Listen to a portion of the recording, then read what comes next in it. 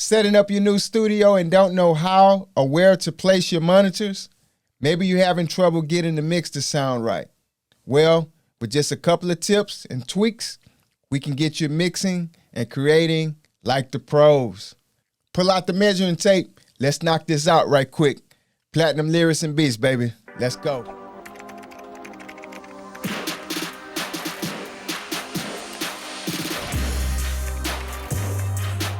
Welcome to another episode of Platinum Lyrics and Beats. I'm your host, Trey Boy.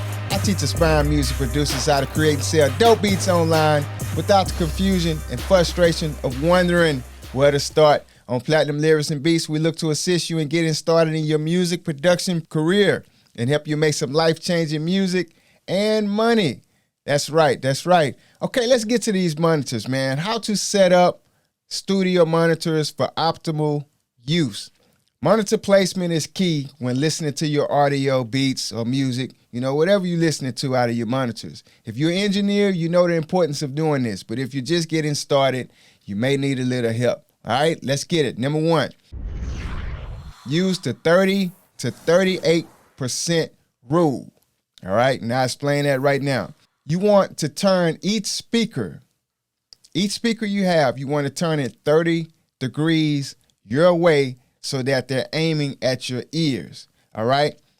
You want each speaker to be as far apart from each other as they are from you. For example, if you're sitting 5 feet away from your monitors, they should be 5 feet away, all right? So picture this, looking from a bird's eye view down. Use your imagination, all right? The line is going from your left side, all right, to your right side, to the center of the back of your head.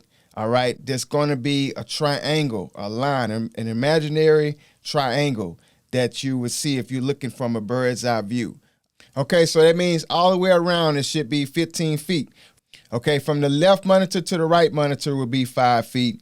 From the right monitor to you would be 5 feet. And from on your left side going to the left monitor would be 5 feet. That's 15 feet, right? It's going to makes sense once you get everything set up, all right? The 38% rule says that in a rectangular room, the best listening position is 38% of the distance from the shortest wall in the room, all right? So let's say the shortest wall in the room is about, let's say 10 feet, right, to make it simple.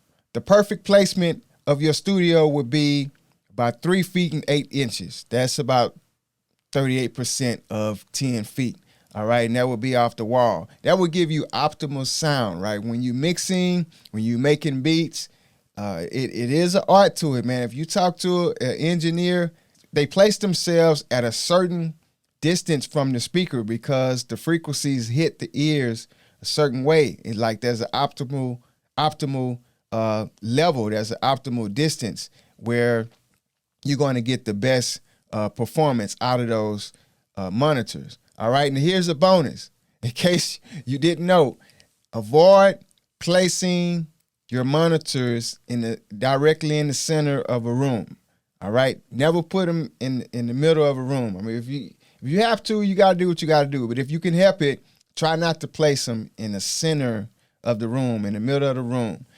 You won't get the best results while listening to your mix through your monitors. And this is because the sound will start to reflect in the room and it'll be bouncing off the wall kind of weird and you won't get the true sound that you're looking to get. All right. Number 2, ear level equals tweeter level. All right. Every set of monitors you have is going to have tweeters on them, right? The tweeters shoots out the high frequency. That's mainly what the tweeters do. But they're the smaller speakers, right? And I'll show you a picture here.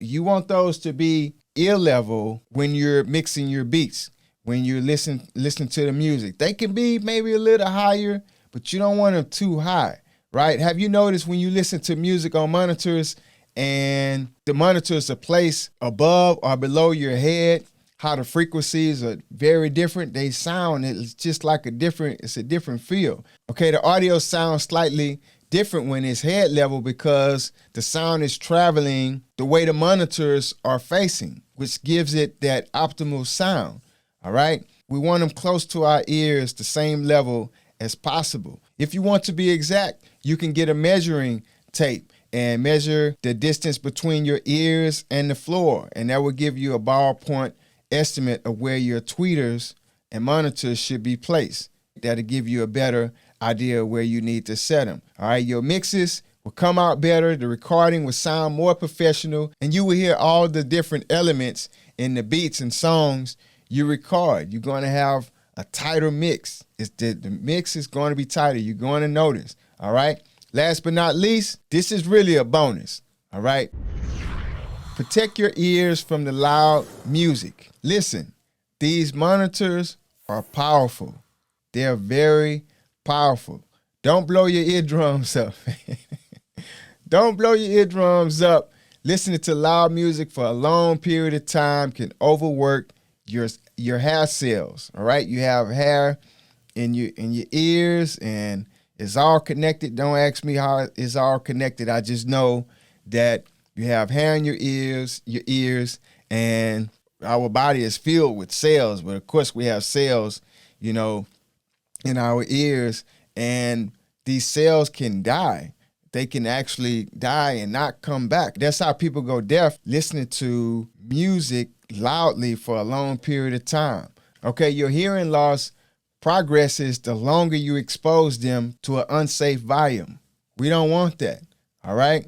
Okay, harmful effects can even continue after the loud noises has stopped.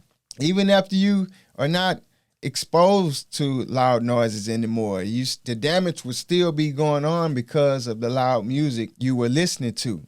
So the damage to your inner ear is usually permanent because of you listening to loud music for a long period of time. And look, check this out. Frequencies sound the flattest around 85 dB. 85 dB. And that's where many engineers like to work. But keep in mind, this pertains to a larger room, all right? Professional rooms, professional mixing rooms. If you're working in a small room, a studio, like I have a smaller studio, my studio is 14 by 12. It's a smaller room, all right? I may be listening to music when I'm mixing or pre-mixing, maybe down to about 50 to 65 dB, right? And sometimes lower. You don't have to listen to the music real loud when you're mixing it. Sometimes it's best to listen to it a little lower, all right? Most producers and engineers are going to be doing this for a while, so we need to protect our hearing skills so we can hear at a high level for as long as possible. We have to protect our ears. So use the 30 and 38% rule. Turn each speaker 30 degrees your way so that they're aiming directly at your ears. All right. Use the 38% rule to receive optimal sound from your monitors. And don't blow your ears out. All right. Don't blow your ears out listening to music too loud for too long. All right. This is some good stuff. Sounds good? Cool. And look, if you're looking for some dope studio monitors, I've been using Alesis monitors for years, man. They're everything you need in the studio monitor. They look good. They sound good. They carry the sound good throughout the studio, man. There's some dope speakers, all right? They don't miss. I've been using these monitors for years.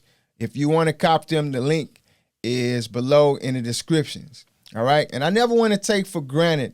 Maybe you're just deciding to become a music producer and you don't know where to start. That's why I'm here, all right? I got you. If you want to start producing dope beats and sell them online to your fans, go to aspireproducerslab.com. I'll show you the equipment you need to get started. I'll teach you how to create dope beats from scratch, and I'll give you the blueprint on how to sell your beats online. I have all of this in the free video on Aspire. Just go to aspireproducerslab.com. Check out the video. Get with me, man. I'll help you out on that. All right? That's it for today, friends. Thank you for listening and supporting the channel. Subscribe, push the like button, leave a comment, man.